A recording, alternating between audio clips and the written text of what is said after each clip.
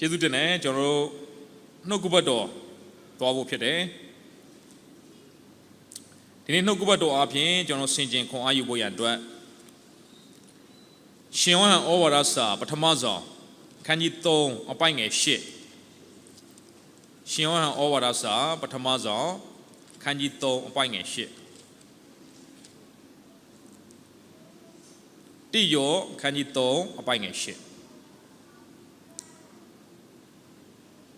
ဖတ်ကြအောင်နော်မာနတ်သည်ရှေးဥစွာမှစာ၍ဒုစရိုက်ကိုပြုတော်သူဖြစ်သောကြောင့်အကျဉ်သူသည်ဒုစရိုက်ကိုပြု၏ထိုသူသည်မာနတ်နှင့်ဆိုင်၏မာနတ်အမှုတို့ကိုပယ်ဖြတ်ခြင်းကဘုရားသခင်၏သားတော်သည်ထင်ရှားပေါ်ထွန်းတော်မူ၏သခင်ရှုခတော်ဘုရားဒီလောကကြီးကိုကြွလာတာအပြစ်ကြောင့်အပြစ်သင့်ပြီးတော့အပင်ငရဲသွားရမယ်ဘယ်ဘာသာဝင်ဖြစ်ပါစေဘယ်လူမျိုးဖြစ်ပါစေဘယ်အဆင့်တန်းဖြစ်ပါစေဘယ်လူတူးတယောက်ကိုမှဘုရားကငရဲမကြစေခြင်းတဲ့အတွက်ကြောင့်ဒီလောကကြီးကိုဆင်းလာတယ်လူအပေါင်းတို့သည်ကယ်တင်ခြင်းကိုရောက်၍တမန်တရားကိုသိစေခြင်းကဘုရားသခင်အလိုတော်ရှိတယ်နံပါတ်1သခင်ရှုခတော်ဘုရားဒီလောကကြီးကိုလာရတဲ့အကြောင်းရင်းကအပြစ်ကြောင့်ငရဲသွားရမယ်လူသားအလုံးကိုကယ်တင်ဖို့ဖြစ်တယ်ဒါကြောင့်မို့သင်ဟာယေရှုကိုယုံရင်အပယ်ငရဲမသွားရတော့ဘူးထာဝရဒုက္ခချမ်းသာကိုဝင်စားမှာဖြစ်ပါတယ်ဒီကျမ်းပိုက်ကိုကြည့်တဲ့အခါမှာသခင်ယေရှုဒီလောကမှာပေါ်ထွန်းတယ်ဘုရားသခင်ရဲ့သားတော်ထင်ရှားပေါ်ထွန်းတဲ့အကြောင်းရင်းကဘာအတွက်လဲဆိုရင်မာနတ်ဤအမှုတို့ကိုပယ်ဖျက်ခြင်းကစာရမဏေရဲ့လှုပ်ဆောင်ချက်တွေစာရမဏေရဲ့ချုပ်ကင်မှုတွေအားလုံးကိုဘုရားဘာလို့ဖို့လဲဖျက်ဆီးပစ်ဖို့ပယ်ဖျက်ဖို့လာတာဖြစ်တယ်လို့တမန်ကျမ်းစာကဖော်ပြနော်ဒါကြောင့်မို့ဒီနေ့မှာတော့စာရမဏေအဓိကလှုပ်တဲ့အရာပေါ့ကျွန်တော်တို့ယုံကြည်သူတွေကိုစာတန်အဓိကလှုပ်တဲ့အရာတစ်ခုကျွန်တော်တို့ပျက်စီးသွားဖို့ကျွန်တော်တို့ရဲ့ဝိညာဉ်ရေးအသက်တာဆုံးရှုံးသွားဖို့စာတန်လှုပ်တဲ့အဓိကအချက်ဘာလဲနော်အဲ့ဒီຢာလေးကိုကျွန်တော်ခွန်အားယူဖို့ဖြစ်ပါတယ်စာတန်ကကျွန်တော်တို့ရဲ့ခန္ဓာပိုင်းစိတ်ဝင်စားအောင်အဲ့ဒါဖန်ဆင်းခံဖြစ်လို့မြေမုံကလာလို့စာတန်စိတ်ဝင်စားအောင်သင်ရဲ့ရွှေတွေငွေတွေစာတန်စိတ်ဝင်စားအောင်သင်ရဲ့ယာဓုတွေစီးစိမ်တွေစာတန်စိတ်ဝင်စားအောင်လိုချင်လားသူပေးနိုင်ပါတယ်သင်ကျမ်းမာခြင်းလိုချင်လားသင်ဘာလိုချင်လဲသင်ခန္ဓာနဲ့ပတ်သက်ပြီးတော့စာတန်အားလုံးလှုပ်ပေးနိုင်တယ်ဒါကြောင့်မို့သခင်ရှုကိုပြောတာပေါ့ငါ့ကိုထိုင်ရှိခိုးလိုက်တဲ့ဒီတိုင်းနိုင်ငံစီးစိမ်တွေငါဘာလုပ်နိုင်လဲငါပေးနိုင်တယ်သူအားလုံးလှုပ်ပေးနိုင်တယ်သူ့ကိုကိုးကွယ်မယ်ဆိုရင်သူအားလုံးလှုပ်ပေးနိုင်တယ်ဒါပေမဲ့စာတန်ကလေသင်ရဲ့ခန္ဓာသင်ရဲ့စီးစိမ်ဥစ္စာတွေဘာတစ်ခုမှစိတ်ဝင်စားအောင်စာတန်မှာစိတ်ဝင်စားသလားသင်ရဲ့အထဲထဲကဝိညာဉ်ကိုစာတန်စိတ်ဝင်စားအဲ့ဒီဝိညာဉ်ပျက်စီးဆုံးရှုံးဖို့အဲ့ဒါစာတန်ရဲ့အဓိကပြစ်မှတ်ပဲဘာလို့စာတန်ကသင်ဝိညာဉ်ကိုစိတ်ဝင်စားလဲအဲ့ဒီဝိညာဉ်ကဘယ်သူစီကလာတော့ကြောင့်ဖျားစီကလာတော့ကြောင့်ဖြစ်တယ်လူကိုဖျားကမြေမုံနဲ့ဖန်ဆင်းပြီးတဲ့ခါမှာနှာခေါင်းထဲမှာဇီဝအသက်ကိုမှုတ်သွင်းတယ်ဒါကြောင့်မို့ဒီခန္ဓာကိုယ်ကမြေမုံကလာတာမြေမုံကလာတဲ့အတွက်ကြောင့်မြေမုံကိုပဲပြန်ရမယ်ဒါပေမဲ့အထဲထဲကဝိညာဉ်ကဘယ်သူစီကလာတာဖျားစီကလာတာသင်ကဘယ်ဘာသာဝင်ဖြစ်ပါစေသင်ကဘယ်လူမျိုးဖြစ်ပါစေသင်အထဲထဲမှာဖျားရဲ့ဝိညာဉ်ဘာလုပ်နေလဲရှိနေတယ်အဲ့ဒီဖျားစီကလာတဲ့ဝိညာဉ်ကအာရနဲ့အေးဝါရဲ့နားမထောင်မှုကြောင့်အပြစ်သင့်သွားတဲ့ခါမှာအဲ့ဒီအပြစ်ကြောင့်သင်ကဘယ်ဘာသာဝင်ဖြစ်ပါစေဘယ်လူမျိုးဖြစ်ပါစေဘယ်အဆင့်တန်းဖြစ်ပါစေသင်ကအပင်ငရဲကိုသွားရမှာဖြစ်တယ်ဘလောက်ပဲကုသိုလ်ကောင်းမှုလုပ်ဘလောက်ပဲသင်ကလုံနိုင်စွမ်းနေတိဆောက်ပါလိမ့်စေအောင်သင်ဝိညာဉ်ကဘာလုပ်ပြီးသားအပြစ်သင့်ပြီးသားဒါကြောင့်မို့ဘယ်သွားရမလဲအပင်ငယ်အဲ့ဒီဝိညာဉ်ကိုစာတန်ဖျက်ဆီးဖို့ကြံစီတယ်ဖျားသခင်ကအဲ့ဒီဝိညာဉ်ကိုကယ်တင်ဖို့ဘာလုပ်လဲပြင်ဆင်တယ်အဲ့ဒီဝိညာဉ်ကိုကယ်တင်တယ်ဘာအားဖြင့်ကယ်တင်လဲဒီလောကမှာလာပြီးတော့ဖျားသခင်ကသခင်ရှုခတ်တော်ဖျားကကျွန်တော်တို့ကိုတကိုးနဲ့ကယ်တာမဟုတ်ပါဘူးအသွေးအသက်နဲ့ကယ်တာဖြစ်တယ်သူ့ရဲ့ခန္ဓာကိုချိုးပဲပြီးတော့သူ့ရဲ့အသွေးကိုသွန်းပြီးတော့သင်နဲ့ကျွန်တော်ကိုဘာလုပ်ခဲ့တာလဲကယ်တင်ခဲ့တာဖြစ်တယ်ခရိယန်တွေပဲကယ်တဲ့ဖခင်မဟုတ်တော့ယေရှုခရစ်တော်ဖခင်ကလူသားတိုင်းကိုကယ်တဲ့ဖခင်ဖြစ်တယ်ယုံကြည်သောသူကအဲ့ဒီကယ်တင်ခြင်းကိုခံရတယ်တမလွန်မှာငဲသွားစရာမလိုတော့ကျွန်တော်တို့တလောကမကာအိုကနေမနေ့တနေ့ပဲကျွန်တော်ပြန်လာတာတိတ်မကြသေးဘူးနော်မကာအိုဆိုတာ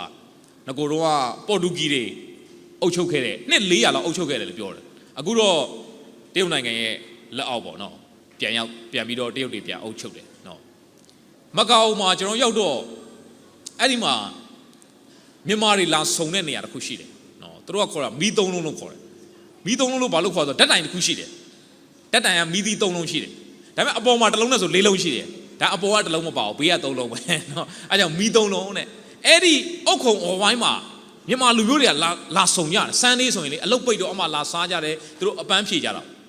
ာကျွန်တော်တို့ကအဲ့ဒီမှာဘာလို့လဲဆိုတော့စမ်းလေးမှာဖះเจ้าမှာဖះမရှိခိုးတော့ပဲနဲ့အဲ့ဒီမှာသွားပြီးတော့အဝတ်ကလေးခေါ်တယ်သခင်ရှုနဲ့မိတ်ဆက်ပေးတယ်နော်မြန်မာနိုင်ငံမှာဟောလို့အာမရလို့ဟိုမကောက်မှာသွားဟောတယ်နော်မကောက်ကမြန်မာတွေအားလုံးအဲ့ဒီမှာအဲ့မှာကျွန်တော်တို့တချင်းတွေဆိုကြတာနော်ကျွန်တော်ရဲ့ဆရာရဲဝင်းထူးရဲ့ဆရာသောမတ်မြတ်သွင်ရဲ့ဆရာတော်ဒီရဲ့တပုတ်ပြီးတပုတ်ဆိုတာအဲ့ဒီမှာတရုတ်အသက်ကြီးတဲ့အမျိုးသမီးတွေပါလာကြည့်တာနော်သူတို့မြန်မာလူနားမလဲပါဘူးဒါပေမဲ့တချင်းတန်ကြတော့မနေနိုင်ဘူးဗျဒါတော့မှဆက်ကတိတ်အကောင်းသားမဟုတ်သေးဘူးနော်အတန်တွေကတော့ကျွတ်စင်ကြီးတွေပဲနော်အားလုံးကလာပြီးတော့ကျွန်တော်တို့လာနားထောင်ကြတယ်ဟာကျွန်တော်ကလည်းတပုတ်ပြီးတပုတ်ပဲရအောင်လေအဲ့မှာဝေစားတွေဝေနော်တကယ်ကိုအင်းဦးလေးဖြစ်တယ်မကောက်အောင်မှကျွန်တော်ကြည့်တော့ဟာလူတွေကလေဘယ်မှာများလဲဆိုတော့ဟိုကာစီနိုလောင်းကစားရုံမှာပဲ तू ကအဲ့ဒါနဲ့သူတို့ရဲ့နိုင်ငံတော်ဘတ်ဂျက်ကိုတိစောက်ထားတာဟာတိုက်တွေကတကယ်ကိုခမ်းနားတယ်ဒါပေမဲ့လူတွေကြည့်လိုက်အဲ့ဒီဟာကာစီနိုရုံမှာအပြည့်ပဲနော်ကျွန်တော်လည်းသွားကြည့်တော့နဲ့လိလာကြည့်တာပေါ့နော်ဒါပေမဲ့မစော့တတ်ပါဘူးနော်ကိုကြည့်တော့ဟာဘာမှလည်းမစော့တတ်ဘူးနော်စော့တတ်လို့လည်းမဖြစ်ဘူးတို့ကြောင့်မြန်မာပြည်ပြန်မရောက်ဘူးဖြစ်ဘူးနော်အဲ့ဒီမှာကျွန်တော်သွားကြည့်နော်ဟာနောက်ပြီးတော့ shopping mall တွေဟာတကယ်အဲ့ဒီမှာဆရာတော်ဒီနဲ့ဗာပြောပြလဲဆိုစာတန်ကလူတွေကိုလှည့်စားထားတယ်လူတွေကအဲ့ဒီလောကအရာတွေထင်ကြီးတာ branded တွေထင်ကြီးတာဟာအဲ့ဒီ branded ပစ္စည်းဆိုင်တစ်ခုဆိုရင်သူ့ဆိုင်ထဲကိုဝင်ဖို့အတွက်တန်းစီရတယ်အမေနော်ဝင်ရင်တိုင်းဝင်လို့မရအောင်သူ့ဆိုင်ထဲမှာလူကြီးဘယ်လောက်ပဲသူကလက်ခံတယ်အဲ့ဒါပြီးရင်ထွက်သွားတော့မှနောက်တစ်ယောက်ဝင်ရတာဟာအဲ့ဒီလာတန်းအဲ့ဒီဆိုင်ရဲ့ brand တွေကဈေးကနည်းတဲ့ဈေးတွေမဟုတ်လာတန်းစီတဲ့လူတွေကကုမ္ပဏီတထေးတွေတကယ်ဘောစီတွေသူများကိုစေခိုင်းတဲ့သူတွေအခုပါပြန်လို့ရလဲအေး brand အောက်မှာသွားပြီးတော့ဒူးထောက်ရတယ်အလေးပြုရတယ်တန်းစီရတယ်မရအောင်တထေးလည်းတန်းစီပဲအော်လူတွေကအောင်မြင်မှုကြော်ကြားမှုအဲ့ brand တွေတော့လိုက်ရင်းနဲ့စာတန်ကိုဘာလုပ်နေရတာလဲအလေးပြုအရှုံးပေးနေရတာဒါကြောင့်စာတန်ကလေနေရာတကာထဲမှာဘာလုပ်ထားဆိုချုပ်ကင်ထားတယ်ချုပ်ကင်ထားတယ်သူ့ကိုအားလုံးအလေးပြုရတာကျွန်တော်အဲ့ဒီမှာရောက်တဲ့ခါကျတော့အဲ့ကမိသားစုတွေအရန်ကိုစေတနာကောင်းတယ်ကျွေးတာဗျာမစားနိုင်အဲ့တော့ကျွန်တော်ဆရာရဲဝင်းထူးကလည်းနော်သူကအဲ့ဒီမှာရောက်တော့သူ့အမျိုးသမီးကြော်တဲ့ထမင်းကြော်လွမ်းတာလားနော်သူကြော်တဲ့ထမင်းကြော်လွမ်းတာလားဆိုမြန်မာပြည်ကထမင်းကြော်သူလွမ်းလို့ထင်တယ်အဲ့ကဆရာမေးတယ်ဆရာတို့ဘာစားကြမလဲတဲ့နောက်နေ့လေကြောက်ဆရာရဲဝင်းထူးကဆရာထမင်းကြော်ရမလားဟိုဆရာလဲမြန်မာပြည်ကလာတဲ့ဆရာဆိုတော့တော်သိကြကျွန်တော်လှုပ်ပေးထားမှာဆရာထမင်းကြော်လိုက်ရှာတာအဲ့မှာထမင်းကြော်သိမစားကြအောင်တော့မသိပါဘူးဗျအဲ့မှာဆိုင်တစ်ဆိုင်ပဲတွေ့တယ်ကျန်တဲ့ဆိုင်တွေကထမင်းကြော်မရအောင်အဲ့တော့အဲ့ဆိုင်မှာခေါ်သွားတယ်ခိုးလဲရောက်ရောထမင်းကြော်ဘယ်နှပွဲမှာရသလား9ပွဲတဲ့ဟာသွားတာ6ရောက်9ပွဲဆိုတော့9ပွဲဆိုထမင်းကြော်နဲလို့ဖြစ်မှာပေါ့နော်ဘယ်ဟုတ်မလဲလာလေးကြော်ထမင်းကြော်တစ်ပွဲတစ်ပွဲကလူ4ယောက်5ယောက်စားလို့ရတယ်အဲ့ဒါ9ပွဲဆိုတော့ဟာသွားပါလေရောကဲဆရာရဲဝတ္ထုကိုမာနဲ့ကိစ္စကိုယ့်ကိုရှင်းနော်သူမျက်နှာတွေပြက်ကိုနော်ဆရာတို့ရေတောင်းပန်ပါတယ်နော်ကျွန်တော်နောက်ဆိုဘာစားမလဲမပြောတော့ပါဘူးတဲ့နော်တောင်းပန်ယူရတယ်နော်အဲ့ဒီမကောက်မှာဟာတကယ်ကိုကျွန်တော်တို့အိတ်ဆရာလဲအဲ့ခန္ဓာဗျာနော်ကျွန်တော်တို့ည9:00 10:00လူတွေမအိတ်အောင်ဘာဖြစ်လို့သလားလိုက်ပြတစ်ခုပြီးတစ်ခုလိုက်ပြရုံမကောက်ဘူးဆရာတို့တဲ့တနေရာရောက်ပြီဆရာတို့တန်းစီဓာတ်ပုံရိုက်မယ်ဘဝမှာလေတခါမှအဲ့လောက်ထိဓာတ်ပုံရိုက်မခံဘူးအဲ့ဒီမကောက်မှာရိုက်တဲ့ဓာတ်ပုံအပုံ200လောက်ရှိမယ်ဟာအခုတည်းပို့တာကျွန်တော်မကြည့်ရသေးဘူးအများကြီးပဲနော်အဲ့ဒီတယောက်ရှိတယ်မကောက်မှာတဲ့အိုးဓာတ်ပုံရိုက်သလားမသိနဲ့နော်ကျွန်တော်အမှကျွန်တော်ရောက်တဲ့ခါမှာလေလူတွေကအတုနဲ့အစ်စ်ပေါ့နော်ကျွန်တော်အဲ့မှာတော့လူတွေကအတုတွေကိုပဲသဘောကျတော့တယ်အစစ်မှန်တဲ့အရာတွေကိုတိတ်သဘောမကျတော့ဖျားနဲ့ဆိုင်နဲ့စစ်မှန်တဲ့သဘောတရားတွေကိုလူတွေကမကြိုက်တော့အဲ့ဒီအတုတွေနောက်လိုက်ရင်နဲ့ပဲဟာလူတွေရဲ့ဘဝတွေကစာတန်ရဲ့လက်ထဲကနေမလွတ်ဘူးဆိုတော့တွေ့ရစာတန်ကချုပ်ထားတယ်နော်ဒါကြောင့်မို့စာတန်မနဲ့ရဲ့အဓိကကျွန်တော်တို့ကိုနော်လူကိုစိတ်ဝင်စားတာအဲ့အထဲထဲကဝိညာဉ်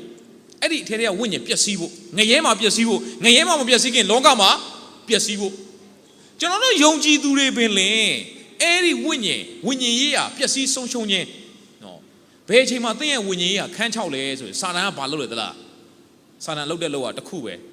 သင်ကိုဖခင်နဲ့ဝေးအောင်လုပ်လိုက်စာတန်ရဲ့အဓိကပြစ်မှတ်ကဖခင်နဲ့ဝေးအောင်ဘာလုပ်လိုက်လဲလုပ်လိုက်အဓိကကသင်ဖခင်နဲ့ဝေးပြီဆိုရင်ဖခင်နဲ့ကင်းကွာပြီဆိုရင်သင်ရဲ့ဝိညာဉ်ကြီးကပျက်စီးပြီဒါကြောင့်မို့ကဘာဦးမှာအာရနဲ့အေးဝါကိုစာတန်ကအဲ့ဒီကောင်းမကောင်းသိကြွရအပင်အသီးကိုဘာလုပ်ပါစားပါစားရင်ဘာဖြစ်သွားမလဲဖခင်ကဲသို့ဖြစ်သွားမယ်ဖျားကဲတော့ဖြစ်ပြီးဖျားကိုမလိုတော့ဘူးဖျားနဲ့ဝေးအောင်မလုပ်လိုက်တာလေလုပ်လိုက်အဲ့ဒီသီးကိုစားတဲ့ကလူဟာဘယ်သူနဲ့ဝေးသွားလဲဖျားနဲ့ဝေးသွားတယ်ဘယ်သူနဲ့ကင်းကွာသွားလဲအဆက်ပါပြတ်သွားတာဖျားနဲ့ကင်းကွာသွားတာအဲ့ဒီအချိန်ကစပြီးတော့လူရဲ့ဝိညာဉ်ရေးရာကဖျားရဲ့သဘောတွေပျောက်ဆုံးသွားပြီးတော့လူကကိုယ့်သဘောတိုင်းပဲကိုယ်ဘာလုပ်လဲအသက်ရှင်တယ်ဇာတိကြီးဆိုးသွားတယ်ဒါကြောင့်မို့တချို့ယုံကြည်သူတွေတော့သခင်ယေရှုကိုယုံကြည်ပြီးတဲ့ယုံကြည်သူတွေတော့မှကိုယ့်သဘောတိုင်းပဲကိုယ်အသက်ရှင်တယ်လောကမှာကိုအောင်မြင်ဖို့ကိုကြီးပွားဖို့ကိုချမ်းသာဖို့ကိုနာမည်ကျော်ဖို့အမှုတော်ဆောင်ရင်တော့မှအမှုတော်ဆောင်တာကိုအားဖြင့်လူတွေပြောင်းလဲဖို့ဆိုတာထက်ကိုကနာမည်ကြီးတရားဟောဆရာဖြစ်ဖို့လူတွေအများကြီးသိဖို့ဘသူအတွက်ဖြစ်နေလဲဆိုတော့ကိုအတွက်ဖြစ်နေတယ်ဒါကြောင့်မို့ကျမ်းစာတစ်ခုမှာလူအပေါင်းတို့သည်တဲ့ယေရှုခရစ်ရဲ့အကျိုးကိုမရှာဘူးတဲ့ကိုအကျိုးပဲဘာလို့လဲမိမိတို့အကျိုးပဲရှာတယ်ဒါကြောင့်မို့ရှင်သောစီတိုင်းကျွန်တော်လောကမှာအသက်ရှင်ရတဲ့ရည်ရွယ်ချက်ကကိုယ့်အကျိုးအတွက်အသက်ရှင်ရတာမဟုတ်ပါဘူးဖခင်သခင်ဘုန်းတော်ထင်ရှားဖို့ဖခင်သခင်အလိုတော်ပြည့်စုံဖို့အသက်ရှင်ရတာဖြစ်တယ်ဒါကြောင့်မို့သင်ရဲ့အသက်တာကိုစာတန်ကနီးမျိုးစုံနဲ့ဖခင်နဲ့ကင်းကွာသွားအောင်လှုပ်ဆောင်မှာဖြစ်တယ်ဒါပေမဲ့ယေရှုခရစ်တော်ဖခင်ကတော့အဲ့ဒီဖခင်နဲ့အဆက်ပြတ်နေတဲ့လူသားအားလုံးရဲ့အပြစ်တွေလက်ဝါးကတိုင်းမှာအသေးခံပြီးတော့၃ရက်မြောက်သောနေ့မှာရှင်ပြန်ထမြောက်ပြီးတော့ကျွန်တော်အပြစ်တွေကိုဘာလုပ်ပေးလိုက်လဲဖယ်ရှားပေးလိုက်ဖျားနဲ့ဝေးကွာစေတဲ့အပြစ်ကိုဖယ်ရှားပြီးတော့ဖျားနဲ့နီးကပ်အောင်ဖျားကပြန်လှုပ်ပေးလိုက်တယ်ဒါပေမဲ့သင်ဟာဖျားနဲ့အဝေးမှာအသက်ရှင်နေသေးလားစာတန်ကတော့နော်စီးပွားရေးနဲ့စာဝတ်နေရေးနဲ့နိုင်ငံရေးလူမှုရေးစီးပွားရေးနောက်လိုက်အဲ့ဒါတွေနောက်လိုက်နေတဖြည်းဖြည်းနဲ့မသိမသာဖျားနဲ့ဝေးသွားအောင်စာတန်ကလှုပ်မှာဖြစ်တယ်ဒါမှမဟုတ်ရှင်ယောဟန်ခရစ်ဝင်ခန်းကြီး15အပိုင်ငယ်9မှာသခင်ယေရှုကဒီလိုပြောပါတယ်ငါဟာတဲ့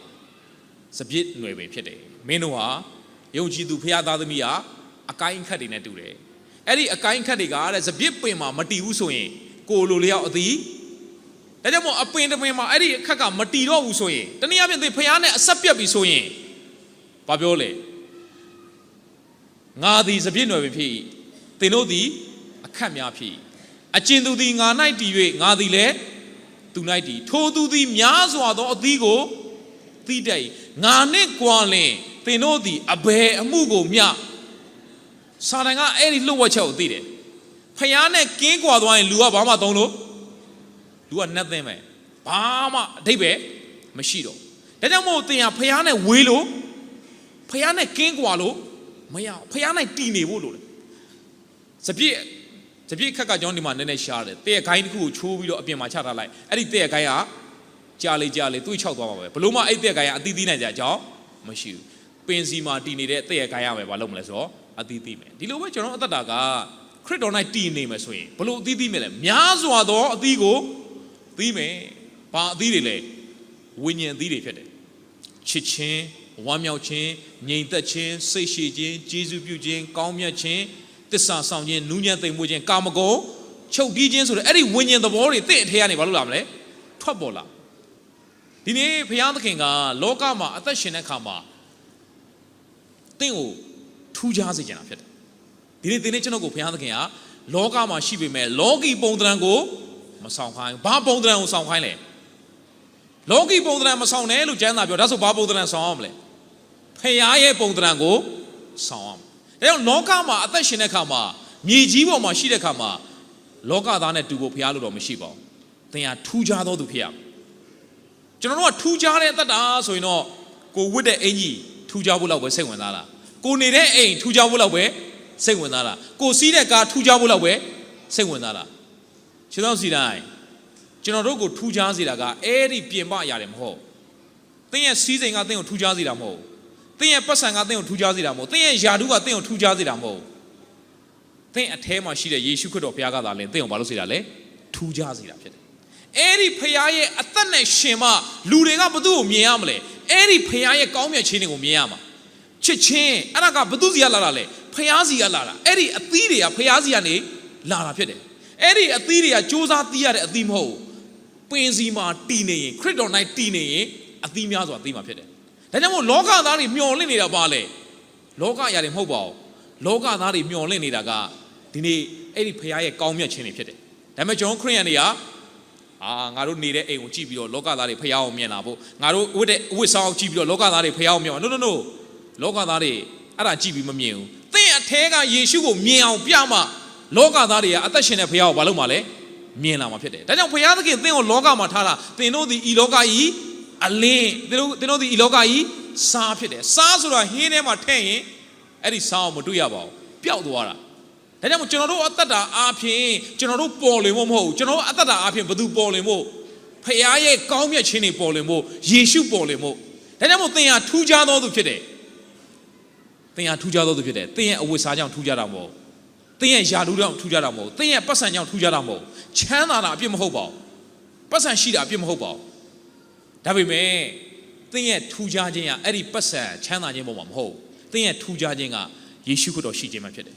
သင်ဟာကျမ်းမာသည်ဖြစ်စေမကျမ်းမာသည်ဖြစ်စေယောဂရှိသည်ဖြစ်စေသင်ဟာထူးခြားသောသူဖြစ်တယ်ယေရှုရှိသောကြောင့်ဖြစ်တယ်သင်ဟာတောမာနေနေမြို့မာနေနေမြင်္ဂလာရှိတယ်ဘယ်အရာကမြင်္ဂလာဖြစ်စေတာလဲအထဲထဲကယေရှုကသင်ကိုမြင်္ဂလာဖြစ်စေတာသင်ဟာယောဂဖြစ်လို့မြင်္ဂလာအမြင်္ဂလာဖြစ်နေတာမဟုတ်ယေရှုကြောင့်သင်ဟာမြင်္ဂလာအောင်ဖြစ်နေတာသင်ရဲ့အခြေအနေနဲ့မဆိုင်တော့ထူးခြားသွားတယ်ဒါကြောင့်မို့ကျွန်တော်ဒီနေ့တနေ့မှာသွားတရားဟောတော့ကာလက်အကြောင်းလေးကျွန်တော်ပြောမှုတယ်နော်ကာလက်ကတဲ့ငါကြုံကာလက်ကထူးခြားသောသဘောရှိသောသူဖြစ်တယ်နော်တမန်ကျမ်းစာထဲမှာအဲ့ဒါလေးရေးထားတယ်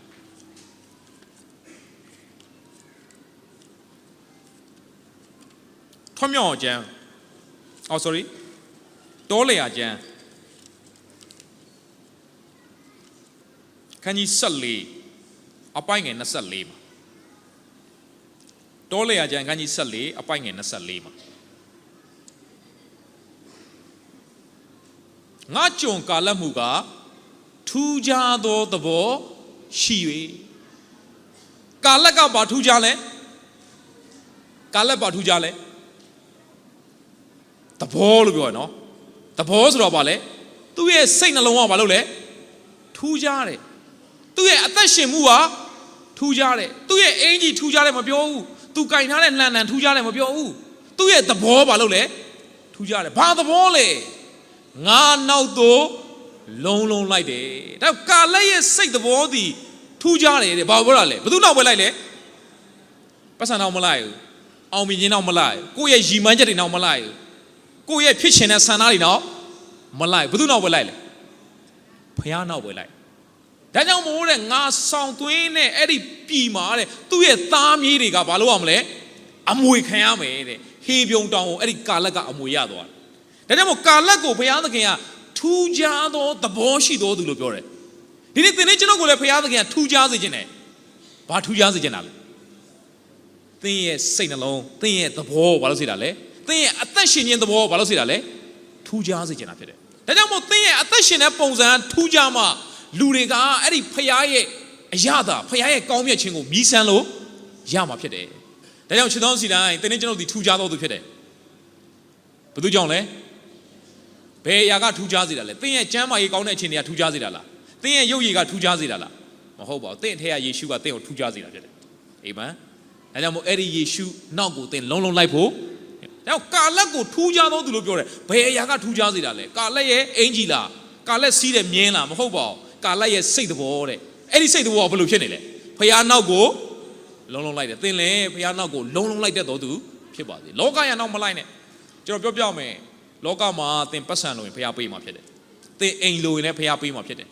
သင်ကားလို့ရင်လည်းဖခင်ပေးမှာပဲသင်စပိန်လို့ရင်လည်းဖခင်ပေးမှာပဲသင်စားစရာလို့ရင်လည်းဖခင်ပေးမှာဘာလို့ကျွန်တော်အဲ့လိုပြောလဲထိုအရာများကိုသင်တို့အသုံးလိုကြောင်းကောင်းငွေမို့အဖဘာလို့လဲသိတယ်တဲ့သင်တို့မတောင်းမိရဘာလို့လဲ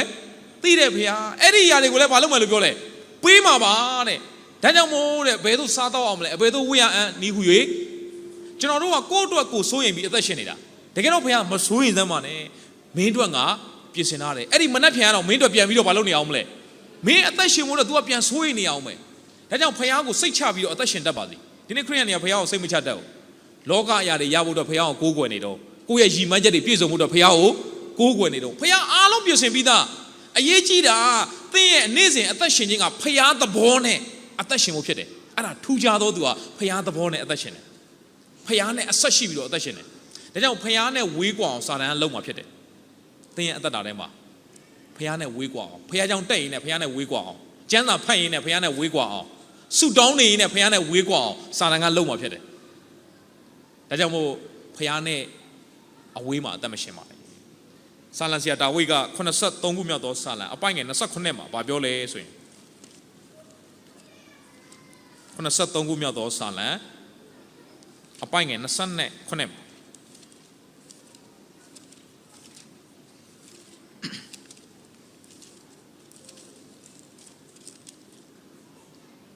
အကယ်စင်စေကိုရောနှင့်ဝေးဝေးနေသောသူတို့သည်ပျက်စီးခြင်းသို့ရောက်ရကြပါ၏ကိုရောနှင့်ကွာ၍မှားယွင်းသောသူအပေါင်းတို့ကိုပယ်ရှင်းတော်မူ၏ဆာလံဆရာဒါဝိဒ်ကသိတယ်ဖျားနဲ့ဝေးဝေးနေသောသူတို့ရဘာလို့လဲပျက်စီးခြင်းပဲတဲ့စာတန်သိတယ်နော်သင်ရဲ့ဝိညာဉ်ရေးရဆုံးရှုံးသွားအောင်သင်ကယ်တင်ခြင်းရရင်တော့ဒီလောကကြီးထဲမှာသင်ရဲ့ဝိညာဉ်ရေးရအသက်တာဘာလို့သွားအောင်ဆုံးရှုံးသွားအောင်စာတန်ကသင်လိုတဲ့စီးစိမ်တွေပေးလိုက်မယ်ဒါပေမဲ့ဘာဆုံးရှုံးသွားမလဲခန္ဓာပိုင်းတော့မဆုံးရှုံးဒါပေမဲ့အတွင်းဝိညာဉ်ပိုင်းဘာလို့သွားမလဲဆုံးရှုံးသွားအောင်စာတန်လှည့်စားမှာဖြစ်တယ်ဖခင်နဲ့ဝေးသွားအောင်ကျမ်းစာဖတ်ရင်းနဲ့ဖခင်နဲ့ဝေးနေဆူတောင်းရင်းနဲ့ကိုးကွယ်ရင်းနဲ့ချီးမွမ်းရင်းနဲ့ဖခင်နဲ့ဝေးနေအောင်စာတန်ကလှုပ်ဆောင်မှာဖြစ်တယ်ဒါကြောင့်မို့မာနရဲ့အမှုရာတွေကိုပယ်ရှင်းဖို့ဖခင်သခင်သားတော်ဒီလောကကြီးကိုဆင်းကြွလာတယ်ဘယ်အရာကစာတန်သုံးတဲ့လက်နက်ကပါလဲဖခင်နဲ့ဝေးကွာစေဖို့စာတန်သုံးတဲ့လက်နက်ကပါလဲဟေရှာယ59မှာရေးထားတယ်ဟေရှာယနဂတိကျမ်းခန်းကြီး59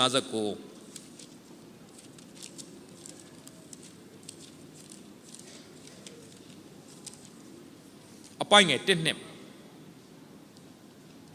ဟေရှာယနဂတိကျမ်းခန်းကြီး59အပိုင်ငယ်1နှစ်မှာကြည့်ရှုလောထာဝရဘုရားသည်မကယ်မတင်နိုင်အောင်လက်တော်တူသည်မဟုတ်မကြားနိုင်အောင်နားတော်ထိုင်းသည်မဟုတ်သင်တို့ဒုစရိုက်သည်သင်တို့ကိုဘုရားသခင်နှင့်ကြွာစေပြီးကြားတော်မမူစေခြင်းကသင်တို့အပြစ်သည်မျက်နာတော်ကိုလွှဲစေပြီဘုရားသခင်နဲ့ကျွန်တော်တို့ကိုကြွာစေတဲ့အကြောင်းရင်းကပါလေအပြစ်ဒုစရိုက်ဖြစ်တယ်အဲ့ဒီဒုစရိုက်အပြစ်ကဘုရားနဲ့ဘာလို့စီလဲကြွာစေတယ်ဘုရားနဲ့ကြွာသွားစေဒါကြောင့်အာရနဲ့အေဝါဘုရားသခင်မလုံနဲ့ဆိုတဲ့နော်ဒီအပြစ်ကိုကျူးလွန်လိုက်တဲ့ခါမှာအသီးကိုသွားစားလိုက်တဲ့ခါဘယ်သူနဲ့ကြွာသွားလဲဖျားနဲ့ကြွာသွားတယ်သူတို့ဘုံနဲ့တော့လဲမသိဘူးဒါပေမဲ့သူတို့ရဲ့အတွင်းဝိညာဉ်ကဘယ်သူနဲ့အဆက်ပြတ်သွားလဲဖျားနဲ့အဆက်ပြတ်သွားအဲ့ဒီအဆက်ပြတ်သွားတဲ့အရာဖျားနဲ့ကွဲကွာသွားတဲ့အရာကိုပြန်အဆက်ရဖို့ရန်အတွက်ယေရှုခရစ်တော်ဖျားကလဝါကတိုင်းမှာခမည်းတော်နဲ့အဆက်ပြတ်ခြင်းကိုသူခံခဲ့တယ်ဒါကြောင့်မို့သခင်ယေရှုခရစ်တော်ဖျားကဤခွက်ကိုကျွန်တော်မှလွန်ရင်လွန်သွားပါစေလို့သူဆုတောင်းတာသည်သူ့ရဲ့ဘဝအသက်တာထဲမှာဘာအောင်မကြုံကျင်လို့လဲသလားအဲ့ဒီခမည်းတော်နဲ့ဝေးကွာသွားမှာကိုသူအယံမလိုချင်ဘူးဒါကြောင့်မို့ကားလိုက်မှာယေရှုကအသေးခံတဲ့ခါမှာအေလီအေလီလမာရှာဗကာဒနီအကျွန်ုပ်ဖခင်အကျွန်ုပ်ကိုအဘယ်ကြောင့်စွန့်ပစ်တယ်လဲလို့သူကြွေးကြော်ခဲ့ဖခင်ရဲ့စွန့်ပစ်ခြင်းကိုခံရဘာလို့စွန့်ပစ်ခြင်းခံရလဲတလောကလုံးရဲ့အပြစ်ကဘသူ့ဘော်ရောက်သွားလဲယေရှုဘော်ရောက်သွားဤလောကရဲ့အပြစ်ကိုဆောင်သွားသောဖခင်သခင်ရဲ့သိုးတငယ်သင်ရဘယ်ဘာသာဝင်ဖြစ်ပါစေဘယ်လူမျိုးဖြစ်ပါစေယေရှုကိုသိသည်ဖြစ်စေမသိသည်ဖြစ်စေယုံသည်ဖြစ်စေမယုံသည်ဖြစ်စေသင်ရဲ့အပြစ်တွေအားလုံးဘယ်သူ့ဘော်ရောက်သွားလဲယေရှုဘော်ရောက်သွားတယ်ယေရှုကအဲ့ဒီသင်ရဲ့အပြစ်တွေလဝါကတိုင်းမှာခမည်းတော်နဲ့အဆက်ပြတ်ခြင်းကိုခံပြီးအသေးခံပြီးသွားပြီသင်ယုံရင်ခမည်းတော်နဲ့အဆက်ပြန်ရပြီဘာမှရေးထားလဲဆိုရင်တော့အေဖတ်2:73မှာရေးထားတယ်အေဖတ်ဩဝါဒစာအခန်းကြီး2အပိုင်ငယ်73မှာ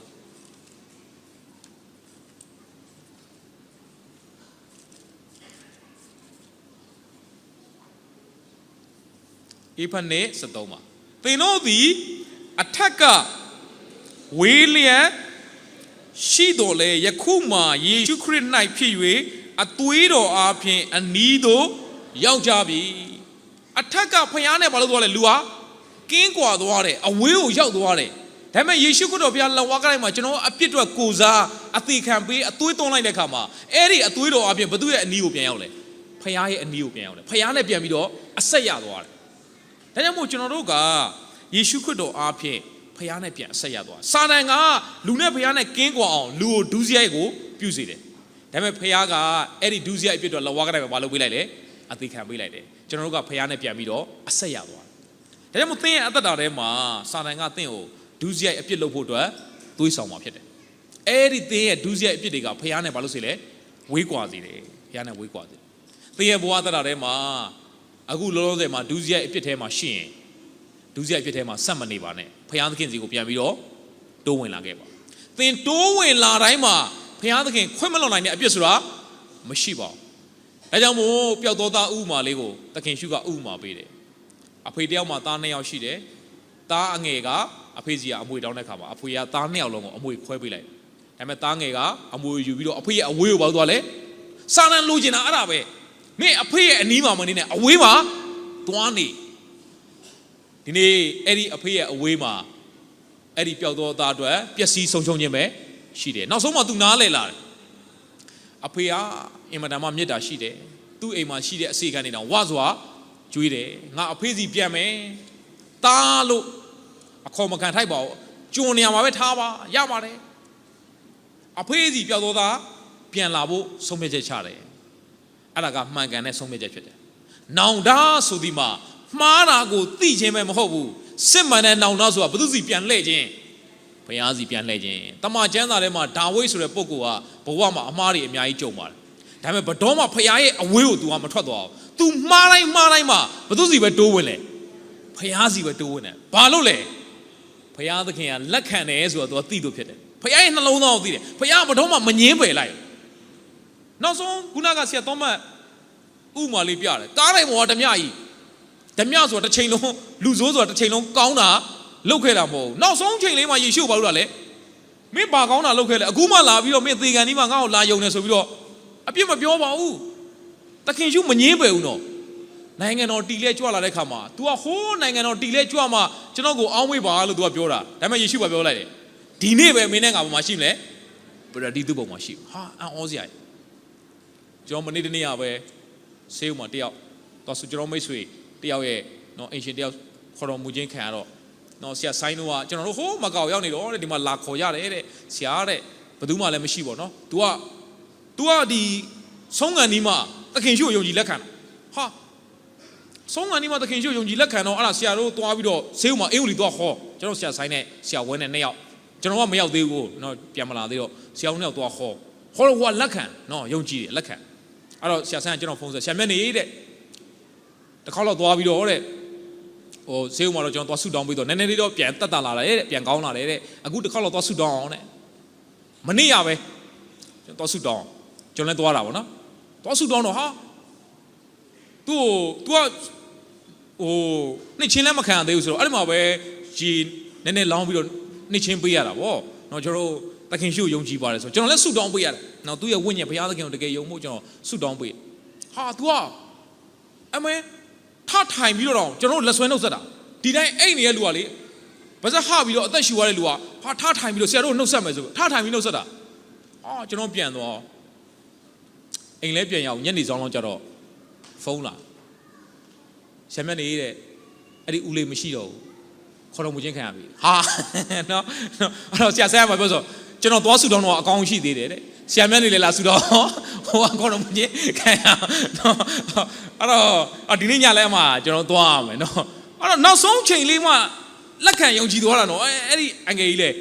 ခုနဓမြကြီးလေနောက်ဆုံးချိန်လေးမှဘာလို့သွားလဲတုံကြိုက်တဲ့ဘာသာတရားကြိုက်တဲ့တရားနဲ့သူ့ကိုစစ်လိုက်အဲ့ဒီဓမြကြီးကို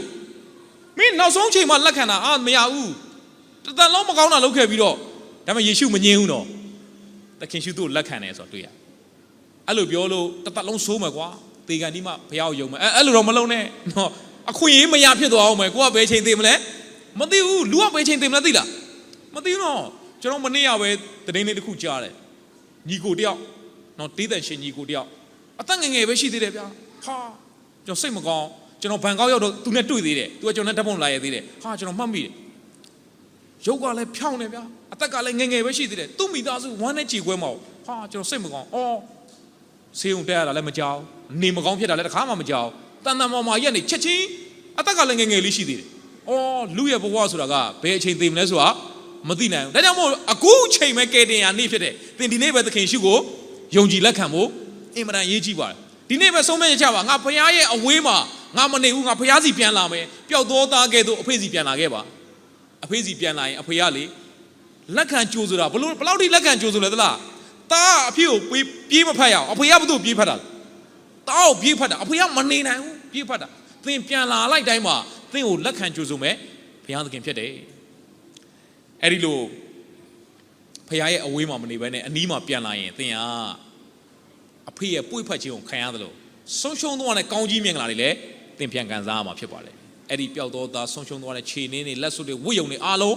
ပြန်ခံစားရတယ်တားရဲ့အရာကိုအဖေကပေးပါတယ်ဒါပေမဲ့စိတ်မကောင်းစရာတစ်ခုကတားအကြီးရတဲ့တောင်ရကနေပြန်လာတဲ့ခါမှာအိမ်မှာပွဲလုံးနေတော့ဘာလဲတဲ့စူးစူးညံ့ညံ့နဲ့ကိုရဲညီလေးရောက်လာပြီတဲ့ပျော်ရွှင်စရာကောင်းလို့အဖေကပွဲလုပ်ပေးနေတာဒါပေမဲ့တားကြီးကပြောနိုင်လားမပြောနိုင်ပါဘူး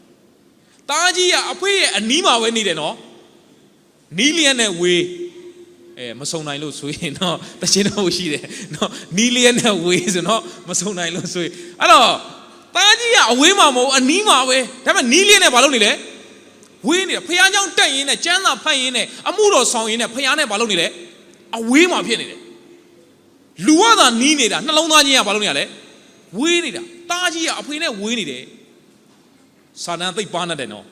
ကျမ်းစာဖတ်ရင်းနဲ့ဖခင်ကြောင့်တက်ရင်းနဲ့ဆူတောင်းရင်းနဲ့ဖခင်နဲ့ဝေးအောင်စာတန်လှည့်စားထားလိုက်တယ်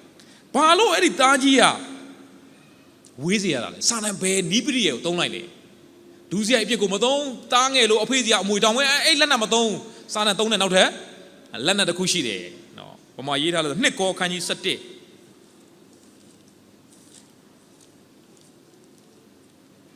နှစ်ကောခန်းကြီး17အပိုင်ငယ်3ပါနော်အပိုင်ငယ်3ကောရိန္သုဩဝါဒစာဒုတိယဆောင်အခန်းကြီး17အပိုင်ငယ်3ပါမွေသည်မိမိပရိယေအားဖြင့်အေဝါကိုလှည့်စားတဲ့ကဲ့သို့သင်တို့သည်စိတ်ဆွေးမြင့်ယိုယွင်း၍ခရစ်တော်ကိုအကျွင်းမဲ့ချစ်သောစိတ်ပြောင်းမည်ဟုစိုးရိမ်ခြင်းရှိဩတားကြီးကအဖေအနားမှာပဲနေတယ်ဒါပေမဲ့သူ့စိတ်ထဲမှာချစ်တဲ့စိတ်ဘာလုပ်နေလဲပြောင်းအဖေရဲ့အလုပ်တွေကိုလုပ်ရတာချစ်တဲ့စိတ်နဲ့မဟုတ်ဘူးချစ်တဲ့စိတ်နဲ့မလို့အဖေတို့ကအဖေတို့ကျွန်တော်တို့ပဲဒါကြောင့်မို့သူပြောရဲ့စကားမတွေ့ဘူးလားအဖေစီမှာကျွန်တော်တလောက်လောက်တာလေကျွန်တော်စိတ်ကလေးတစ်ကောင်တော့ဘာမလုပ်လဲအဖေကတတ်မကြွေးဘူးလေအဖေပိုင်တဲ့ဟာတွေသူပိုင်တယ်လို့သဘောထားလားလုံးဝသဘောမထားအောင်ဒါကြောင့်အဖေအိမ်မှာသူကကျွန်စိတ်သက်နဲ့ဘာလုပ်နေရလဲနေပြီးတော့လှုပ်နေတာသားဆိုတဲ့သဘောနဲ့ချစ်တဲ့စိတ်နဲ့လှုပ်တာမျိုးမဟုတ်ဒါကြောင့်မို့စာတန်ကပရိယေရမ်းကြွယ်တယ်လှည့်စားတယ်တဲ့အေးဝါကိုလှည့်စားသင်တို့စိတ်နှလုံးဆွေးမြင်ပြီးတော့ခရစ်တော်ကိုအကျွင်းမဲ့ချစ်တော်စိတ်ပြောင်းမိဟုဆိုရင်ရှိတယ်ဒါကြောင့်မို့တစ်ခါတည်းမှာကျမ်းစာတော့ဖတ်နေတာပဲဆူတောင်းနေတာပဲအလူငွေထည့်နေတာပဲဖျောင်းတက်နေတာပဲဒါပေမဲ့ဘာစိတ်ပြောင်းနေလဲချစ်တဲ့စိတ်ပြောင်းနေတယ်ချစ်တဲ့စိတ်ပြောင်းဖျောင်းမချစ်တော့တော့သင်ရဲ့နှလုံးသားရေးကြည့်တယ်နော်သင်ရဲ့နှလုံးသားထဲမှာဖျောင်းချစ်ရလားဖျောင်းတကယ်ချစ်ပြီးတော့သင်အသက်ရှင်ဖို့ရေးကြည့်တယ်အလူငွေထည့်တာဖျောင်းချစ်တဲ့စိတ်နဲ့ဖြစ်ရမယ်ဖျောင်းတက်တာလည်းဖျောင်းချစ်တဲ့စိတ်နဲ့ဖြစ်ရမယ်ကျမ်းစာဖတ်တာလည်းဖျောင်းချစ်တဲ့စိတ်နဲ့ဖြစ်ရမယ်သူများကိုပေးကမ်းတာလည်းဖျောင်းချစ်တဲ့စိတ်နဲ့ဖြစ်ရမယ်ဒါကြောင့်ဘုရားသခင်တောင်းဆိုတာကငါ့ကိုစိတ်လုံးအကျွင်းမဲ့စိတ်လုံးအကျွင်းမဲ့ဆိုတာကတခုခုလိုချင်လို့မဟုတ်ဘူးကိုတော့ကိုပဲလူငယ်တယောက်ကကျွန်တော်မေးတယ်ဆရာတဲ့ဘုရားသခင်ကိုဘယ်လိုရှာမလဲဘယ်လိုရှာရင်ဘုရားနဲ့တွေ့နိုင်လဲစိတ်လုံးအကျွင်းမဲ့ရှာပါစိတ်လုံးအကျွင်းမဲ့ရှာတယ်ဆိုတာဘာလဲဆရာတဲ့စိတ်နှလုံးအကျွင်းမဲ့ရှာတယ်ဆိုတာဘုရားသခင်ကိုရှာခြင်းအပြင်ဘာရမလဲဆိုတဲ့သဘောမျိုးမဟုတ်ဘုရားကိုကိုးကွယ်ခြင်းအပြင်ဘာရမလဲဆိုတဲ့သဘောမျိုးဘုရားကိုရရင်ငါ့ဘဝကြီးပြီးပြည့်စုံပြီးကျင့်တတ်ပြီးဆိုတော့အဲ့ဒီဖျားကိုပဲလိုချင်တဲ့သဘောမျိုးနဲ့ရှာခြင်းကိုစိတ်လုံးအကျွင်းမဲ့နဲ့ရှာခြင်းလို့ခေါ်တယ်။ဒါကြောင့်မို့ကျွန်တော်အသက်တာထဲမှာတိယောခန်းကြီး2အပိုင်ငယ်15မှာဒီလိုပြောတယ်။လောကကိုချစ်တော်သူဟာတဲ့ခမည်းတော်ကိုချစ်ချင်းမြတ်တာမရှိတော့ဘူး။ဒါကြောင့်မို့စာတန်ရဲ့နောက်ထပ်လှုပ်ဆောင်ချက်တစ်ခုကနော်ဖျားနဲ့ဝေးအောင်ဘယ်လိုလုပ်လဲ။ဖျားကြောင့်တက်နေရင်နဲ့ဝေးအောင်လုပ်တယ်။အမှုတော်ဆောင်နေတဲ့ဝေးအောင်လုပ်တယ်ဘာကိုချစ်အောင်လုပ်လိုက်တယ်လောကကိုချစ်အောင်လုပ်လိုက်တယ်လောကကိုချစ်တော်မှာလောကကို၎င်းလောက၌ရှိသောအရာကို၎င်းမချစ်ကြနဲ့လောကကိုချစ်တော်သူမည်သည်ကခ ခမီးတော်ကိုချစ်ချင်းမြတ်တာသင်ကပတ်စံကိုချစ်သွားပြီလောကရာတွေချစ်သွားပြီဆိုသင်ဘယ်သူ့ကိုမချစ်တော့ချစ်တော့စီလဲသင်ပတ်စံလို့ရင်ဖျားပေးမှာပါစိတ်ချစမ်းပါသင်စားစရာလို့ရင်ဖျားပေးမှာစိတ်ချစမ်းပါဘာလို့အဲ့ဒါကြီးသွားချစ်တာလဲဖျားကိုပဲချစ်စမ်းပါဖျားကိုပဲရှာစမ်းပါဒါကြောင့်မို့ငါကြုံကာလတ်သည်ထူးခြားသောသဘောရှိတယ်တဲ့ဘယ်အရာနောက်ကိုမှမလိုက်ဘူးတဲ့အောင်မြင်ခြင်းနောက်မလိုက်ဘူးကြွယ်ဝခြင်းနောက်မလိုက်ဘူးလောကရနောက်မလိုက်ဘူးဖျားနောက်ကိုပဲလုံးလုံးလိုက်တယ်ဒါကြောင့်ဖျားအမွေပေးတယ်ဟေဖြုံကိုအမွေပေးတယ်ရှင်းသောစီတိုင်းသင်လိုတဲ့အရာတွေအားလုံးဖျားပြည့်စင်ပြီးသားပါအဲ့ဒီလိုတဲ့အရာတွေတော့နောက်ကိုရှာဖွေပြီးတော့မလိုက်ပါနဲ့ဖျားကိုပဲရှာပါသင်ရဲ့နှလုံးသားထဲမှာဘယ်အရာကိုမှနေရာမပေးပါနဲ့ဖျားသခင်ကိုပဲအပြေဝနေရာပေးလိုက်ပါအဲ့ဒီဖျားကိုအကျွေးမဲ့ချစ်သောစိတ်ပြောက်အောင်စာတန်ကသင်ကိုသွေးဆောင်မှာဖြစ်တယ်ကျမ်းစာဖတ်နေရင်လည်းဘာရမလဲဆုတောင်းနေရင်လည်းဘာရမလဲကိုကြော်ကြားခြင်းလို့ကိုယ့်ရဲ့အသက်တာထဲမှာတချို့ကပတ်စံရွှေငွေတိတ်စိတ်ဝင်စားအောင်ဒါပေမဲ့တချို့ကဘာစိတ်ဝင်စားသလဲကြော်ကြားခြင်းစိတ်ဝင်စားသူများကိုလေးစားမှသူများကိုအသိမပြုမှကိုယ့်ရဲ့နာမည်လေးကိုမှတ်တမ်းတင်မှဒါကြောင့်ကျွန်တော်ဒီအသင်းတော်မှာပါဝင်ပေးလူတဲ့ခါမှာကျွန်တော်နာမည်မကြေညာဘူးငါကမြင်နေရပေးလူတဲ့ခါမှာကျွန်တော်နာမည်လေးတွေဖော်ပြသေးတယ်နောက်တော့ဟာမကောင်းလို့နာမည်ဖြုတ်လိုက်မယ်လို့အမောက်ပဲကျွန်တော်ဘာလုပ်ပေးလဲအမောက်ဆိုတာပေးလူတဲ့စရင်အတိအကျဖြစ်အောင်လို့เนาะအဲ့ဒါလေးပဲကျွန်တော်ကြေညာပေးတယ်ဘာကြောင့်လဲဆိုမထင်ရှားသောအရာကိုမြင်တဲ့ဘုရားကတင့်ကိုအကျိုးကိုထင်ရှားစွာပေးမှာဖြစ်တယ်လူတွေကမှတ်တမ်းတင်ခံခြင်းနဲ့ကိုယ်အလေးပေးတာခံခြင်းနဲ့ကျမ်းစာထဲမှာဒါဝိဒ်တော့ဘုရားသခင်သူ့ဘာပြောလဲမင်းဗိမာန်တော်ဆောက်ခွင့်မရှိဘူးတဲ့မင်းသားလက်ထက်ကြမှာငါဆောက်ခွင့်ပေးမယ်ဟာ तू မဆောက်ရတဲ့အခါမှာဗိမာန်တော်ဆောက်ဖို့အခွင့်အရေးမရှိတဲ့အခါမှာတော်ပြီကွာငါဘာမှမလုပ်တော့အဲ့လိုမဟုတ်တော့သူ့သားရှောလမုန်ဆောက်ဖို့အတွက် तू ဘာလုပ်ထားလဲတစ်တေးရွှေတွေငွေတွေအားလုံး तू ဘာလုပ်ခဲ့လဲတကယ်ဆိုရင်အဲ့ဒီဗိမာန်တော်ကဒါဝိဒ်ဗိမာန်တော်မဟုတ်ဘူးဘသူနာမည်ပဲကြံပါလေရှောလမုန်ရဲ့နာမည်ပဲကြံပါဒါပေမဲ့သူ့နာမည်မကြံလဲဖခင်တော့ तू အကောင်းဆုံးလုပ်တယ်ဆိုတာတွေ့ရဘာလို့သူ့နာမည်ကြံဖို့မဟုတ်ဘသူဘုံတော်ထင်ရှားဖို့ဒါကြောင့်သင်ဟာဤလောကရဲ့စာဤလောကရဲ့အလင်းဖြစ်တယ်သင်ရဲ့အသက်တာအပြင်လူတွေအသက်ရှင်သောဖခင်ရဲ့အရာတာကိုအသက်ရှင်သောဖခင်ရဲ့ကောင်းမြတ်ခြင်းတွေကိုခံစားရပါစေနောက်ဆုံးစာတန်ရဲ့ပြည့်ရဲ့ကပထမတစ်ချက်နော်စာတန်ကဒူးစရိုက်အပြစ်နော်ဒူးစရိုက်အပြစ်လုပ်ပြီးတော့ဖခင်စီကိုပြန်မလဲအောင်စာတန်ကလှုပ်ဆောင်ဖခင်နဲ့ဝေးအောင်လှုပ်ဆောင်တယ်ဒုတိယတစ်ချက်ကဖခင်ကြောင့်တန်ရင်နဲ့ပဲကျမ်းစာဖတ်ရင်နဲ့ခရစ်တော်ကိုအကျွမ်းမဲ့ချစ်သောစိတ်ပြောင်းအိဖတ်သင်းတော်လို့ပေါ့ဗျာဒီကျမ်းမှာရှိတဲ့အိဖတ်သင်းတော်ပဲဘာရော့သွားလဲဆိုတော့လှုပ်ဆောင်မှုတွေကတော့အရန်ကောင်းတယ်ရှေးဦးမြတ်တာဖခင်ကိုချစ်တဲ့စိတ်မရှိတော့အဲ့စာတန်ရဲ့ပြည့်ရဲ့ပဲနောက်ဆုံးစာတန်ရဲ့ပြည့်ရဲ့တခုကတော့ဖခင်နဲ့ဝေးကွာဖို့လှုပ်တဲ့စာတန်ရဲ့ပြည့်ရဲ့တခုကတော့ဖခင်ကိုမလိုတော့ဖခင်ကိုအာမကိုတော့ကိုယ့်ရဲ့အသက်တာကိုပဲကိုဘာလို့လဲအာကိုတက်သွားအောင်စာတန်ကဘာလို့လဲဆိုတော့လှုပ်ဆောင်တာဖြစ်တယ်။ဘာနဲ့တူလဲဆိုတော့တိုးကတိုးရင်းနဲ့ကင်းကွာလို့မရတိုးနဲ့တိုးရင်းနဲ့ဆိုအမြဲတမ်းဘာလုပ်နေရလဲတွဲနေရယုံကြည်သူနဲ့ဖျားနဲ့ဆိုလည်းအမြဲတမ်းဘာလုပ်နေရလဲတွဲအဲ့လိုတွဲနေဖို့တော့လည်းဖျားကသင့်အထဲမှာလာရှင်ပေးတာဖျားကသင့်အထဲမှာလာရှင်ကျွန်တော်တို့ကသာဖျားကိုထားခဲ့တာဒါကြောင့်မို့တိုးကတိုးရင်းကိုထားခဲ့ရင်တိုးရင်းဘာမှမဖြစ်ဘူးအဲ့ဒီတိုးပဲဘာလို့သွားလိမ့်မယ်ပျက်စီးသွားကိုရိုနဲ့ဝေးနေတဲ့သူကပျက်စီးခြင်းကိုရောက်တယ်ဒါကြောင့်ဖျားရဲ့အဝေးမှာအသက်မရှင်ပါဘူးဒါကြောင့်မို့တိုးတစ်ကောင်ကတိုးဒိန်းနဲ့ကွာလို့မရအောင်တိုးဒိန်းနဲ့ကွာလို့မရအောင်အဲ့ဒီတိုးတစ်ကောင်ကတိုးဒိန်းနဲ့ကွာရင်သွားပြီအဲ့ဒါပျက်စီးခြင်းပဲဒါကြောင့်မို့တိုးဒိန်းနဲ့ကွာသွားရင်ဝင်ပလေတွေချင်းသစ်တွေကိုက်စားခြင်းကိုခံရမှာဖြစ်တယ်ယေရမိခန်းကြီး7အပိုင်ငယ်9မှာဖျားစီကနေအဝေးကိုရောက်သွားတဲ့သဘောစိတ်နှလုံးထဲမှာဖျားနဲ့အဝေးကိုရောက်သွားတဲ့သဘောလေးတစ်ခုကိုအဲ့ဒီမှာရေးထားတယ်ယေရမိ7အပိုင်ငယ်9မှာထာဝရဘုရားမိန့်တော်မူသည်ကလူကိုကိုးစား၍လူတော်ဝါကိုအမိပြုသဖြင့်စိတ်နှလုံးထဲ၌ထာဝရဘုရားထံတော်မှာထွက်သွားသောသူသည်ကျိန်အပ်သောသူဖြစ်တယ်စိတ်နှလုံးထဲကနေပြီးတော့ဘုရားထံတော်ကနေပေါက်သွားလဲထွက်သွားတယ်ဘုရားကျောင်းထဲမှာတော့ရှိနေတာကျမ်းစာတော့ဖတ်နေတာအမှုတော်တော့စောင့်နေတာဒါပေမဲ့နှလုံးသားထဲမှာဘယ်သူနဲ့ဝေးသွားပြီဘုရားနဲ့ဝေးသွားပြီဘယ်လိုလူမျိုးလဲလူကိုကိုးစားပြီးတော့လူတော်ဝါကိုလူဆိုတာကအခြားသောသူလည်းပါတယ်ကိုလည်းပါတယ်သင်ကဖះကိုမလိုတော့ဘူးဖះကိုအမိမပြုတ်တော့ဘူးဆိုရင်အဲ့ဒါဖះနဲ့အဝေးကိုရောက်သွားတာဒါကြောင့်မို့ကျွန်တော်တို့အသက်တာထဲမှာဖះကနှိမ့်ချတတ်ဖို့သင်ပေးတယ်နှိမ့်ချခြင်းဆိုတာဘာလဲသလားဖះเจ้าထိတ်မှာရက်ပြီးတော့ကျွန်တော်ပြန်ရင်ဗျာခေါင်းတယောက်ချက်စီတော့ခောက်သွားကြပါတယောက်ချက်စီတော့ကန်သွားကြပါအဲ့ကျွန်တော်နှိမ့်ချပါအဲ့ဒါနှိမ့်ချတယ်လို့ပြောတာမဟုတ်နှိမ့်ချတယ်ဆိုတာလေကိုယ်သက်တာဖះမရှိရင်မရဘူး ကိုလို့ကိုစားနေရတာမဟုတ်ဖယားသခင်ကြောင့်ဖယားကိုလိုအပ်တယ်လို့သိခြင်းအဲ့ဒါနှိမ့်ချခြင်းဖြစ်တယ်တချို့ကနည်းနည်းလေးပညာတတ်လာရင်တချို့ကနည်းနည်းလေးစီစဉ်ဥစ္စာရှိလာရင်ဖယားသိမလိုတော့ဖယားတော့မှလိုသုံးဖြစ်သွားတယ်ကိုတော့လိုသုံးမဲ့ကိုတတ်နိုင်တဲ့ຢာတွေဘာလို့သွားလဲများသွားဒါကြောင့်ကျွန်တော်တို့တတ်တာဖယားမရှိမဖြစ်ဘာလို့နေလဲလိုအပ်နေတယ်ဆိုတာသိခြင်းအဲ့ဒါဘာလို့ချင်းမလဲနှိမ့်ချခြင်းပဲတခါကအသင်းတော်တစ်ခုမှာတဲ့နှိမ့်ချခြင်းပြိုင်တာငါနှိမ့်ချတယ်ကွာဟိုတယောက်ကလည်းအော်အသင်းတော်ကြီးကလည်းငါနှိမ့်ချတယ်ကွာနှိမ့်ချခြင်းပြိုင်နဲ့ဂရောင်းကြိုက်ပြီးတော့ထနှစ်ပန်းလုံးကြအောင်နှိမ့်ချခြင်းပြိုင်တာနှိမ့်ချခြင်းပြိုင်ပြီးတော့မှနှစ်ပန်းလုံးကြအောင်ဟိုတယောက်လည်းပြောငါနှိမ့်ချတယ်ကွာငါလည်းနှိမ့်ချတယ်ကွာနှိမ့်ချတယ်အော်နှိမ့်ချခြင်းပြိုင်တော့ပါဇက်ကပဲနှိမ့်ချတာလေထပြီးတော့ဘာလို့ကြောက်ဂရောင်းကြိုက်ပြီးနှိမ့်ချခြင်းပြိုင်ပြီးတော့နှစ်ပန်းထလုံးနော်အဲ့တော့ကျွန်တော်ဘုရားတော်မှာနှိမ့်ချခြင်းဆိုတာဖယားကိုဘာလို့လဲလိုတယ်ဖယားမရှိလို့ငါဖယားမရှိရင်သင်တို့ဒီငါနဲ့ကြွာလင်အပေမှုကိုများမတတ်နိုင်ကြအဲ့ဒါကိုသဘောပေါက်တဲ့သူကလေနှိမ့်ချတတ်သွားတယ်ငါဘဝတတ်တာအခုလိုအသက်ရှင်နိုင်တာဖယားကျေးဇူးတော်ကြောင့်သူများတွေကျမ်းစာမဖတ်တဲ့သူတွေ့ရင်ဟာကျမ်းစာဖတ်တော့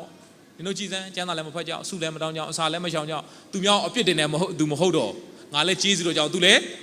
ဖယားရဲ့ကျေးဇူးတော်ကိုနားလည်ပြီးတော့ပြန်ပြီးတော့တက်မှတ်ပါစေမေတ္တာနဲ့ဆွဲခေါ်တတ်သွားတယ်အဲ့ဒါနှိမ့်ချတဲ့သူရဲ့တတ်တာကျေးဇူးတော်ကိုနားလည်တဲ့သူရဲ့တတ်တာမှာဒါကြောင့်ရှင်တော်ဆွေတိုင်းတမန်ကျမ်းစာထဲမှာဒါဝိဒ်ရဲ့အသက်တာထဲမှာကြီးကြီးမားမားအမှားဆိုလို့နှစ်ခုပဲရှိတယ်ပထမတစ်ခုကဥရိယရဲ့နော်သူ့ရဲ့စစ်သူကြီးဥရိယရဲ့အမျိုးသမီးဘာသရှေဘကိုပြစ်မှားတဲ့ကိစ္စဒါထင်းပေါ်အားလုံးသိတယ်ဒါပေမဲ့ဒုတိယတစ်ခုရှိတယ်အဲ့ဒါရာဇဝင်ချုပ်ပထမဆုံးအခန်းကြီး21အပိုင်ငယ်1မှာရေးထားတယ်ရာဇဝင်ချုပ်ပထမဆုံးအခန်းကြီး21အပိုင်ငယ်1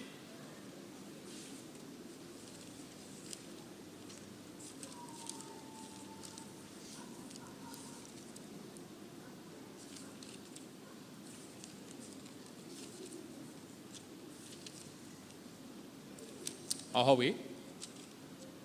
21အပိုင်ငယ်1မှာနော်နောက်တစ်ဖန်စာတန်သည်ဣသရေလအမျိုးသားတစ်ဖက်၌ထ၍ဣ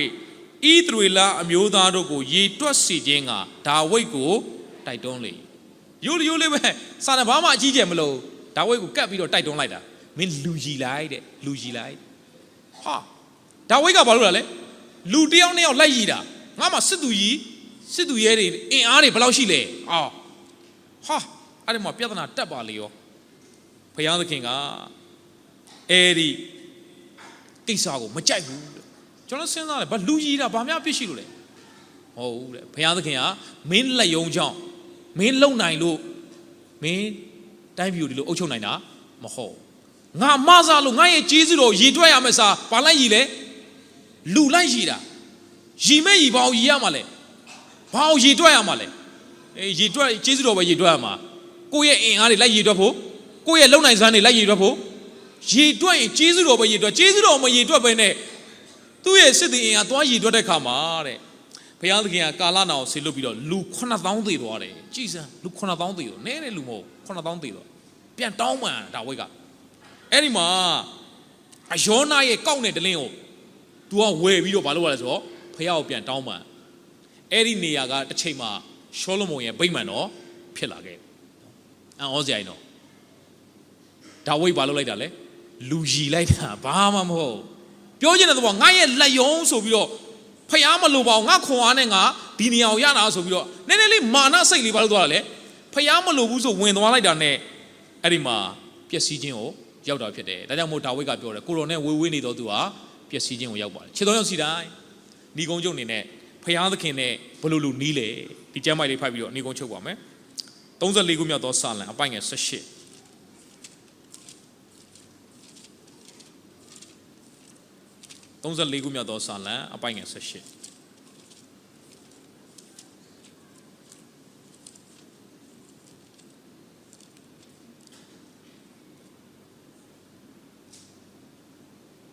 ထာဝရဘုရားသည်ကျိုးပဲ့သောစိတ်ရှိသောသူတို့နှင့်နှလုံးကြေကွဲသောသူတို့ကိုနီးတော်မူ၏နောင်တရှိ၍စိတ်နှိမ်ချသောသူတို့ကိုလည်းကယ်တင်တော်မူ၏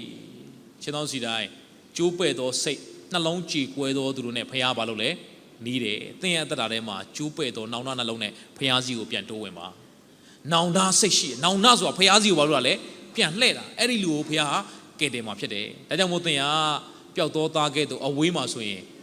ဖျားစီကိုပြန်လှည့်လာပါသားကြီးကဲ့သို့အနီးမှာရှိပြီးတော့နီးလျက်နဲ့ဝေးနေရင်လေသင်ရဲ့နှလုံးသားထဲမှာဖျားကိုအကျွမ်းမဲ့ချစ်သောစိတ်နဲ့နေ့စဉ်အသက်ရှင်ပါဒီနေ့ဖျားကိုနေ့ရက်စဉ်တိုင်းမှာလိုအပ်တယ်ဆိုပြီးတော့ဖျားနဲ့အဝေးမှာငါအသက်ရှင်လို့မရဘူးတခင်ရှုကပြောပါတယ်ငါနဲ့ကြွားလဲသင်တို့ဒီအပေမှုကိုများမတတ်နိုင်ကြစာတန်ကဖျားနဲ့အဝေးမှာသင်ရဲ့ဝိညာဉ်ရေးအသက်တာကိုပျက်စီးဆုံးရှုံးသွားအောင်စာတန်ကလုံးမှာဖြစ်တယ်ဒါကြောင့်ဖျားရဲ့အဝေးမှာဘယ်တော့မှမနေပါနဲ့ဒါဝိအသက်တာထဲမှာဖျားနှစ်သက်တဲ့နှလုံးသား तू မှားတိုင်းမှာဖျားရဲ့အဝေးကိုမထွက်တော့ဘယ်သူစီပဲပြန်တိုးဝင်လဲဖျားစီပဲပြန်တိုးဝင်လဲတိုးဝင်လိုက်တိုင်းမှာဖျားကဘာလို့လဲလက်ခံပေးတာဖြစ်တယ်ဒါကြောင့်မို့သင်ရဲ့ဘဝသက်တာထဲမှာမှားယွင်းသွားတဲ့အခြေအနေထဲမှာဆက်မနေပါနဲ့ဖျားစီပြန်တိုးဝင်ပါသင်ရဲ့ဘဝသက်တာထဲမှာအကျွမ်းမဲ့ဖျားကိုချစ်သောစိတ်ပြောင်းအောင်လောကအရာတွေချစ်အောင်စာတန်ကလှုပ်ဆောင်မှာဖြစ်တယ်ဒီနေ့နောင်နာရပြီးတော့ဖျားသခင်ကိုပဲချစ်ပြီးတော့ဖျားနောက်ကိုပဲလိုက်ပါဒီနေ့ဖျားကိုမလိုဘူးဆိုပြီးတော့လူကိုကိုးစားပြီးတော့စိတ်နှလုံးကဖျားအထံတော်တွေကနေထွက်သွားအောင်စာတန်ကလှုပ်မှာဖြစ်တယ်ဒီနေ့ဖျားကိုလိုတယ်ငါဖျားနဲ့ကြွာလို့မရအောင်စပြစ်အခက်နဲ့စပြစ်အပင်ကကြွာလို့မရသလိုဖျားသခင်နဲ့ဒီနေ့ယုံကြည်သူကလည်းကြွာလို့မရအောင်ဖျားသခင်နဲ့ကြွာရင်တော့ဘာမှမတတ်နိုင်အောင်သင်ဟာခရစ်တော်၌တည်မယ်ဆိုရင်တော့သင်ဟာအရာခတ်သိမ်းကိုတတ်နိုင်မှာဖြစ်တယ်ဒါကြောင့်မို့ငါ့ကိုခွန်အားနဲ့ပြည့်စုံစေတော်မူသောခရစ်တော်အပြင်ခတ်သိမ်းသောအမှုကိုငါတက်ဆွမ်းနိုင်တော့နှလုံးကြည်ကွဲစွာနဲ့ဖခင်သခင်စီကိုဒီနေ့ပြန်လဲတိုးဝင်တော်သူများဖြစ်စေဖို့ဖခင်ရဲ့အနီးမှာအသက်ရှင်ပြီးတော့ဖခင်ရဲ့ကောင်းကြီးမင်္ဂလာထူးခြားသောအသက်တာနဲ့နေ့စဉ်အသက်ရှင်နိုင်တော်သူများဖြစ်စေဖို့ဝင်ငှပါတယ်အားလုံးပေါ်မှာဖခင်ရှင်ကောင်းကြီးပေးပါစေအာမင်